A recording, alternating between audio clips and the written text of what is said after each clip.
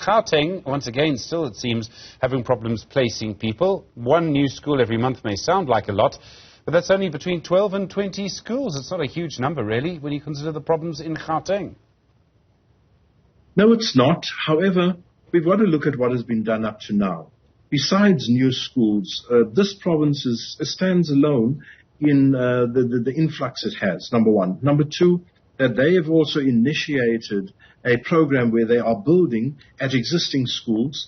That also adds a huge number of classroom space. But I don't think the problem can be that easily resolved. It is not just about classroom space. But the province, with the resultant influx that it has because of where the province is located, I think it's a problem that won't evaporate, not even in the next 5 years. A lot of children will be having their first experience of school today. And we know how important, not just the first day, but the first couple of years is. How important is this phase, the foundation phase, for children, particularly in terms of keeping them in school all the way to matric? I think many of us underscore the value of preschool and then, of course, grade 1. Grade R and grade 1 are probably the most important. If the foundation isn't laid properly, then the child battles forever. And let me take a step back and say, in grade 1, if the child hasn't mastered the basics of reading and mathematics, it's not going to come easy in grade 2 and grade 3. By the time they pass through the foundation phase, teachers are no longer experts at teaching reading. And if you can't read, you're going to battle your whole life through. So the experience of a child in grade 1 is paramount. And the amount of energy we spend on grade 1s needs to be upped dramatically, as well as the resources that we are pushing into grade 1s. Grade 1 classes can never be the ones that are overcrowded.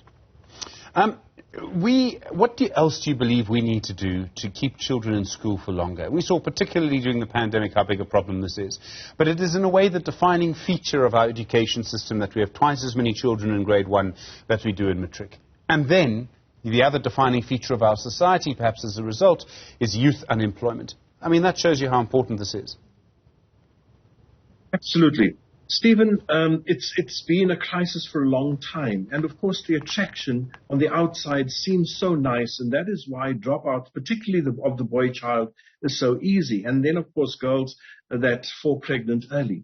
But we have to do much more to make school attractive. The one thing that the department has done is start looking at the curriculum and whether the curriculum is suiting the type of child. Not every child is academic, and our current system is very academic. So by having introduced these additional 36 subjects last year, and which will take a while for them to flow through the entire system, starts addressing the child that may be vocational, may be less academic, and so on. And that's a beginning, because the children who drop out are not your children that are enjoying school and doing well at school. They're the children that are finding school a drag, school difficult, school not doing the things that I want them to do. And so by starting to address the curriculum as a number one is the first thing.